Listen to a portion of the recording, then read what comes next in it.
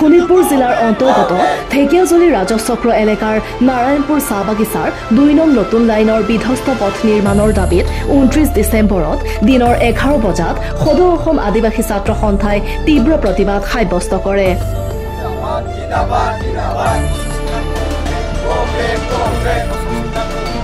উল্লেখ্য যে ঢেকিয়াজুলি বিধানসভা সমষ্টিৰ অন্তৰ্গত নাৰায়ণপুৰ চাহ বাগিচাৰ 2 নং নতুন লাইনৰ ৰাইজৰ যাতায়াতৰ মূল পথছোৱা বিগত বহু দিনৰ পৰা বিধ্বস্ত হৈ আছে।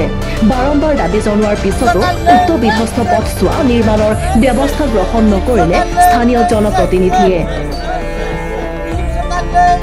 ইয়াকে লৈ আজি সদৌ অসম আদিবাসী ছাত্ৰ সন্থাই স্থানীয় ৰাইজৰ সহযোগত তীব্ৰ প্ৰতিবাদ সাব্যস্ত কৰে।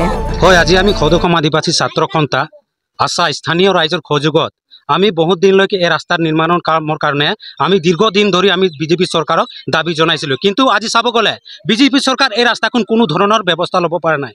আমি চাব পাইছোঁ টাউন এৰিয়া হওক বস্তি এৰিয়া হওক, টাউন এৰিয়াৰ যিমান গলি গলি ৰাস্তা আছে বিজেপি চৰকাৰ ভালকৈ ব্যৱস্থা ল'ব পাৰিছে। কিন্তু আজিলৈকে বাগান এৰিয়াবিলাকত কোনো ধৰণৰ ৰাস্তাবিলাকত ব্যৱস্থা ল'ব পৰা নাই। আমি এইটো ৰাস্তা বাৰিষা সময়ত চাব পাওঁ, আমাৰ বেয়া পৰিৱেশ দেখা পাওঁ, আমাৰ ল'ৰা ছোৱালীকেইটা ভালকৈ স্কুল যাব নোৱাৰে, আমাৰ ৰাইজে ঘৰৰ পৰা ওলাব নোৱাৰে। গতিকে আমি আজি এজনকে বিলেম কৰিম, এইটো মানুহ হ'ল কেবিনেট মন্ত্ৰী অশোক সিংঘাল ডাঙৰীয়া। কাৰণ MLA সময়ত আমাৰ লাইনত সোমাই পেলাই আমাৰ MLA ভোট বিচাৰিব আহিছিল, তেতিয়া আমি ৰাইজে তাক আঁকোৱালি লৈছিলোঁ, ৰাইজে ছাপোৰ্ট কৰিছিলোঁ আৰু আমাক কথা দিছিল যে আপোনালোকে যদি বিজেপি চৰকাৰক সমলৈ আনিলে আপোনালোকৰ বাগানৰ যিকেইটা সমস্যা আছে এই সমস্যাকেইটা সমাধান কৰিম বুলি প্ৰতিশ্ৰুতি দিছিল। কিন্তু আজিলৈকে এটা প্ৰতিশ্ৰুতি সম্পূৰ্ণভাৱে কৰা নাই আৰু এইবিলাক কাম আমি যিকেইটা দাবী জনাইছিলোঁ এইকেইটাও আজিলৈকে দাবী পূৰণ কৰিব পৰা নাই। আমি বিজেপি চৰকাৰ সকীয়াই দিব বিচাৰোঁ, যদি অনাগত 2025 চনত পঞ্চায়ত ইলেকশ্যনত যদি আগে যদি ৰাস্তাখন যদি ব্যৱস্থা নলয় আমি ইয়াতকৈ জংগী আন্দোলন কৰিবৰ কাৰণে আমি বাধ্য হ'ম আৰু আমি বাধ্য হ'ম আৰু ঘৰে ঘৰে কেম্পেইন কৰা আমি ব্যৱস্থা ল'ম। এই আমাৰ মন্তব্য।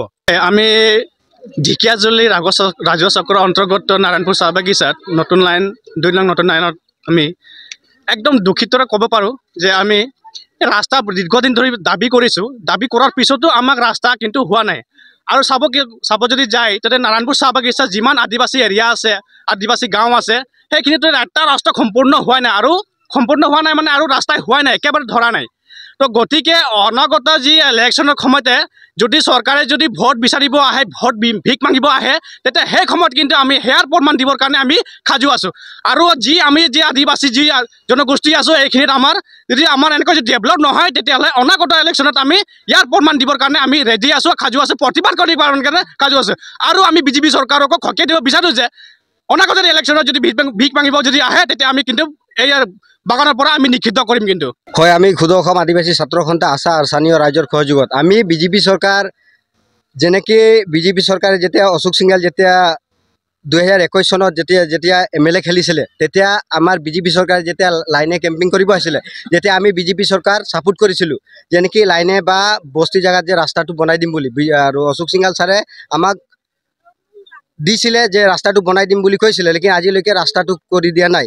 আৰু যেতিয়া অশোক সিংঘাল ছাৰে যেতিয়া ইলেকশ্যন আহিব তেতিয়া লাইনে আৰু বাগানে কেম্পিং কৰিব আহে, যদি চিটটো পাই যায় অশোক সিংঘাল, তাৰ চিটটো পোৱাৰ লগে লগে অশোক সিংঘাল ছাৰে লাইনত এবাৰো যদি ৰাস্তাটো কেনেকৈ আছে, আমাৰ বাগানীয়া মানুহ বা কি কৰিব, কেনেকৈ আছে, কেনেকৈ খাই আছে, কেনেকৈ নাই, ৰাস্তাটো হৈছে কি নাই আছে, কেনেকৈ চলি আছে, এবাৰো চোৱা নাই কিয় বিজেপি চৰকাৰে। এইবাৰ বিজেপি চৰকাৰক আমি খুকিয়াব বিচাৰি দি আছোঁ। যদি 2025 যদি যি পঞ্চায়ত ইলেকশ্যন আছে আমি ঘৰে ঘৰে আমাৰ মানুহ বুজাম কোন চৰকাৰ ভাল আছে, কোন চৰকাৰ বেয়া আছে, আমি বুজাম। আমাৰ মানুহ নিজে গম পাই আছে যে কোনটো চৰকাৰক ভোট দিলে ভাল হ'ব, কোনটো চৰকাৰক নিদিলে বেয়া হ'ব, ভাল হ'ব, চব বুজি পাইছে। গতিকে মই চৰকাৰক অনুৰোধ জনাইছোঁ, দাবী জনাইছোঁ, যদি অতি সোনকালে যদি পঞ্চায়ত ইলেকশ্যনত যদি। ঢেকিয়াজুলিৰ পৰা Prashanta Baishya report, news express Assam. ৰাস্তা আমাক লাগিব।